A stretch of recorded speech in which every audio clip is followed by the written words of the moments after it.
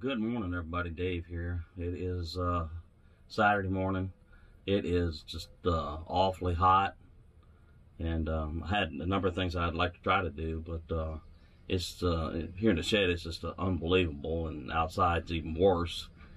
At least here I'm out of the sunlight, but it's supposed to get to about 101, 102 today. Heat indexes with some really awful storms coming in around 4 p.m. So I'm gonna try to do a couple things, but it's just it's kind of dangerous out here right now with this heat and everything. So to hang with me, we'll do a couple things and see in a little bit. Hey, welcome back, everybody. We're sitting here working on this hatchet project, and you know what I've done here is I've taken a piece of a soda can and cut a long strip out of it, and I've put little holes in here. So when I put this to flame and using that Shao-Sugi bond method, you'll get this look of a dappled handle in it, you know, and I'm trying to make it kind of look like what I think the Vikings would have had available to them. You know, I'm trying not to shine it up so bad where it kind of looks like a something you would see in a museum, but something that looks old, like somebody really used it to, you know, chop a deer's leg off or take care of their enemy across the water there. So we'll see how this goes, but yeah, like I said, it's just horrible hot in this shed, and even with this little fan running over here, it's not really helping out much. So we're going to do a little bit more inside here, and you know, then probably head outside for a little bit. So how's everybody doing today? Doing good? They say we got some really strong storms coming up, so I'll bring y'all back in a little bit. All right, so somebody had asked a question: will a charcoal chimney such as this ancient old Weber charcoal chimney, can it be used as a grill? Yeah, it has. I've done this for a long time, and it makes a really excellent little grill. You can boil water, you know, put a small amount of hot dogs, 1 or 2 little hamburgers on it. I do the same thing with this as I do with the old junk metal stove. Put some rebar in there, which creates a little air draft, and the air comes from the bottom, just like it always does, and light it up, and you got yourself about 20-25 minutes of you know, good cook time. And you don't really need to fill it up very high with charcoal, because this is going to be some really intense heat coming up that cylinder.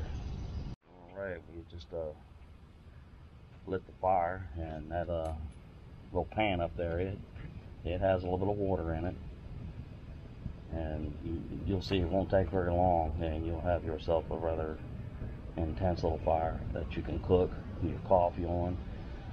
Matter of fact, it will get so hot you can put a large enough pan on there to make spaghetti. So yeah, this will work. And these Webers, they can get a little expensive, but you can find some of these off brands off of oh gosh, the dollar stores and Amazon for just a few bucks. I've seen them as cheap as like $5 or $6 and $10, and you don't really need to spend like 40 bucks on these.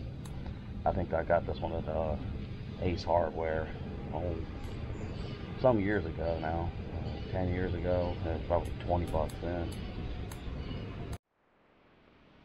Matter of fact, it has only been lit for about 1.5 minutes, and that little pan is already, the water in it's already boiling. Like I said, it's this type of cooking is really versatile. Obviously, you're not going to carry this while you're backpacking, but if you're car camping, for those of us that like to do that winter camping, it will definitely work, because we tend to pack everything but the kitchen sink and the bathtub to go with us. As you can see, it is boiling water, and this fire has been lit for no more than 1 minute and some seconds. So you will have to play with the amount of charcoal you put in there, or wood, or whatever, because it'll send your eggs and your bacon right into oblivion.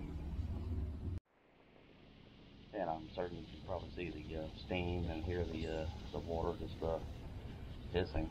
But this method of cooking, you have enough energy to boil your water, then take your grate off and throw some more charcoals up in there and do your coffee pot or anything else.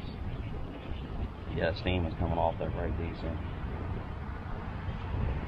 At the present moment, it is, I don't know, about 91 degrees. Humidity is about the same. They say we got some storms coming up here just a little bit. So I'm to try to get a couple of things done, but I was really hoping that we could get out there and do some of that hatchet work, but it's just horrible out there, even in the shed and out of the sunlight. So we're going to break out the lawnmower here real quick and knock out the last 100 foot or so backyard. I'll bring y'all back just a little bit. As you can see, it's a rather intense little boil down there, and to tell you the truth, the charcoals are not totally involved yet, not all of them.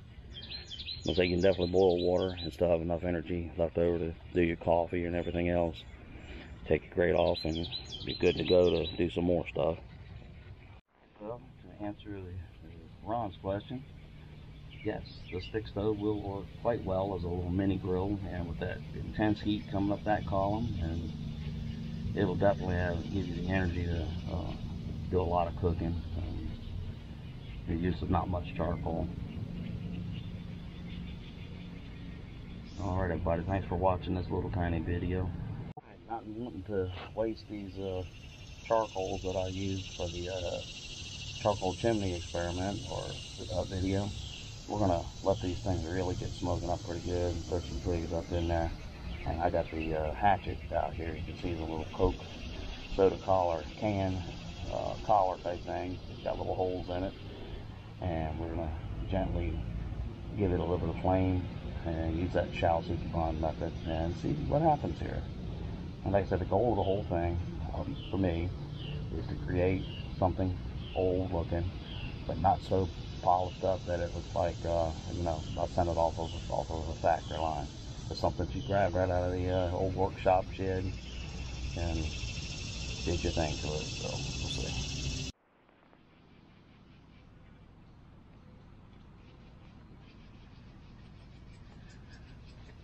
Trying to be careful not to put the axe head or hatchet's head itself up in the flames, and it'll ruin the temper.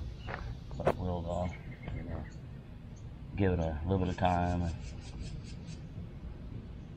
see how this works out. I can see it's already starting to smoke up.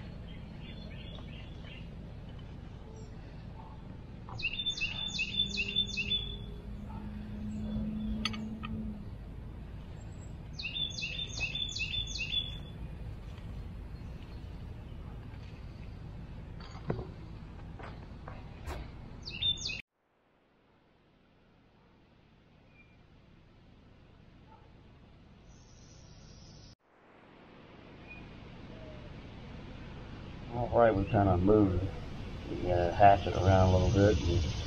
The metal is staying relatively cool, but the wood is getting a decent little char on it. I don't want to get it too intense, so we'll knock it off here in a second.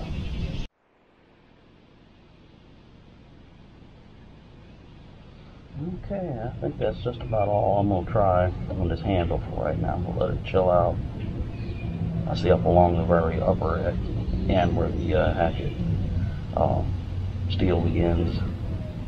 We might need to do a little bit more, but we don't want to get it so bad that it really super damages the wood. Alright, we're going to let that old hatchet cool down now. After a little while, we'll knock some of its charring down with a piece of sandpaper, possibly even a little bit of a wire brush, and see how it turns out. Bring it all back a little later.